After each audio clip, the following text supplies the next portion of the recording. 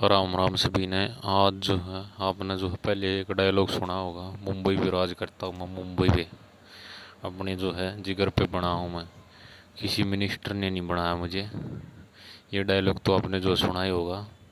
तो ये डायलॉग जो है इस इंसान पर जो फिट बैठता है। आप जो पहचान ही गए होंगे कि जो हम किसकी बात कर रहे हैं।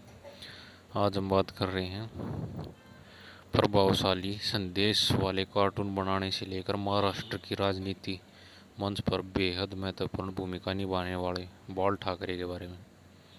मराठी गौरव और हिंदुत्व के प्रतीक थे। उनके जोशीले अंदाज ने उन्हें शिव सैनिकों का भगवान बना दिया था। शिवसेना के जो 86 वर्षीय प्रमुख को उनके शिव सैनिक भगवान की तरह पूजते थे और उनके विरोधी भी उनके इस कद से जो पूरी तरह वाकिफ थे। किंग मेकर बनना उनको काफ़ी पसंद था। अपने हर अंदाज से महाराष्ट्र की राजनीति की दिशा बदलने वाले बाल ठाकरे अपने मित्रों और विरोधियों को हमेशा यह मौका देते रहे कि वह उन्हें राजनीतिक रूप से कम करके आके, ताकि वह अपने जो है इरादों को सफाई से अंजाम दे सके। वे अक्सर खुद बड़ी जिम्मेदारी लेने के बजाय किंग मेकर बनना पसंद करते थे। कुछ के लिए महाराष्ट्र का यह शहर अपने आप में एक सांस्कृतिक आदर्श था। एक इशारे पर मुंबई में जो सन्नाटा हो जाता था। अपनी उंगली के एक इशारे से देश की वित्तीय राजधानी की रौनक को सन्नाटे में बदलने की ताकत रखने वाले बाल ठाकरे ने आर के लक्ष्मण के साथ अंग्रेजी दैनिक फ्री प्रेस जर्नल में 1950 के दशक के अंत में कार्टूनिस्ट के तौर पर जो है कार्य करना शुरू किया था। लेकिन 1960 में उन्होंने कार्टून साप्ताहिक मार्मिक की जो शुरुआत करके एक नए रास्ते की तरफ कदम बढ़ाया। इस साप्ताहिक में जो है ऐसी सामग्री हुआ करती थी जो मराठी मानुस में जो अपनी पहचान बनाने का जज्बा रखती थी। उन्होंने जो सचिन तेंदुलकर को भी नहीं बख्शा। बाल ठाकरे जो है मराठी समर्थक मंत्र काम कर गया और उनकी यह बात थी कि महाराष्ट्र मराठियों का है। स्थानीय लोगों में इस कदर लोकप्रिय हुआ कि उनकी पार्टी ने वर्ष 2007 में भाजपा के साथ पुराना गठबंधन होने के बावजूद राष्ट्रपति के चुनाव में अपनी एक अलग ही राय बनाई। सप्रेम की जो है राष्ट्रपति पद की हरियाणा उम्मीदवार प्रतिभा पाटिल का समर्थन किया, जो महाराष्ट्र से थी। उन्होंने वर्ष 2009 में सचिन तेंदुलकर की आलोचना कर डाली। उन्होंने कहा था कि मुंबई पूरे भारत की है। 1966 में शिवसेना का भी गठन हुआ था। ठाकरे ने 19 जून 1966 को शिवसेना की स्थापना की और इसके बाद मराठियों की तमाम समस्याओं को हल करने की जिम्मेदारी अपने सिर ले ली। उन्होंने मराठियों के लिए नौकरी की सुरक्षा मांगी। उन्होंने गुजरात और दक्षिण भारत के लोगों से कड़ी प्रतिस्पर्धा का सामना करना पड़ रहा था। 23 जनवरी 1926 को जन्मे बाल केशव सीताराम ठाकरे की 4 संतानों में वे दूसरे थे।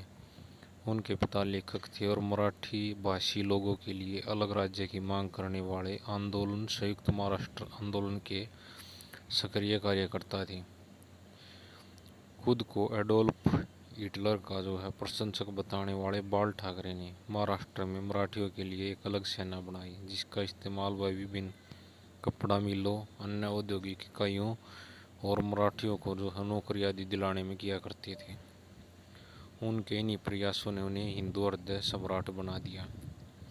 हालांकि बाल ठाकरे ने कभी भी जो कोई चुनाव नहीं लड़ा, लेकिन शिवसेना को एक पूर्ण राजनीतिक दल बनाने के बीज उन्होंने ही बोए थे।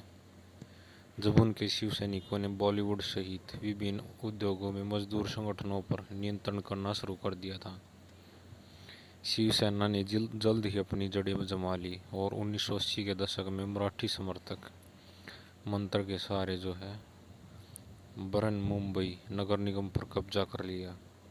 भाजपा के साथ 1995 में गठबंधन करना ठाकरे के राजनीतिक जीवन का सबसे बड़ा मौका था और इसी के दम पर उन्होंने पहली बार सत्ता का स्वाद चखा। वे खुद कहते थे कि रिमोट कंट्रोल से सरकार चलाते हैं। हालांकि उन्होंने मुख्यमंत्री का पद कभी नहीं संभाला। बहुत से लोगों का मानना है कि 1993 के मुंबई विस्फोटों के बाद सांप्रदायिक दंगों में शिवसेना के सैनिकों ने प्रमुख भूमिका निभाई थी। इसके चलते सेना भाजपा गठबंधन को हिंदू वोट जुटाने में मदद मिली। समर्थकों से घुलना मिलना उनको ज़्यादा पसंद नहीं था। मराठी मनुष्य की नब्ज को बहुत अच्छी तरह से पहचानने का हुनर रखने वाले बाल ठाकरे इस कहावत के पक्के समर्थक थे कि ज़्यादा करीबी से असम्मान पनपता है। इसलिए उन्होंने सदा खुद को सर्वश्रेष्ठ बताया और अपने समर्थकों से ज़्यादा घुलना मिलना और करीबी उनको पसंद नहीं थी। वे अपने बेहद सुरक्षा वाली आवास मातोश्री की बालकनी से अपने समर्थकों को दर्शन दिया करते थे। प्रसिद्ध दशहरा रैलियों में उनके जोशीले भाषण सुनकर जो है भीड़ उमड़ जाया करती थी। पाकिस्तान और मुस्लिम समुदाय को अक्सर निशाने पर रखने वाले बाल ठाकरे ने एक बार मुस्लिम समुदाय को कैंसर तक कह डाला था। हिंदू आतंकवाद की ओर से जो उन्होंने वकालत भी की थी। बिहारियों के प्रति भी जो उन्होंने बोझ बताया था। हालांकि बिहार के मुख्यमंत्री नीतीश कुमार के वे काफ़ी बड़े समर्थक थे। 24 अक्टूबर को दशहरा रैली में शेर की दहाड़ सुनाई नहीं दी। उन्होंने जो है वीडियो रिकॉर्डिंग भाषण के जरिए अपने समर्थकों को संबोधित किया था। उन्होंने कहा, शारीरिक तौर पर मैं काफ़ी कमज़ोर हो गया हूँ और चल फिर नहीं सकता हूँ। उन्होंने अपने समर्थकों में से उनके पुत्र उद्धव और पोते आदित्य को साथ देने का आग्रह किया और इसके साथ ही शिवसेना के उत्तराधिकार की बेल को खींच दिया। वीडियो आपको अच्छी लगे तो चैनल को सब्सक्राइब जरूर करें।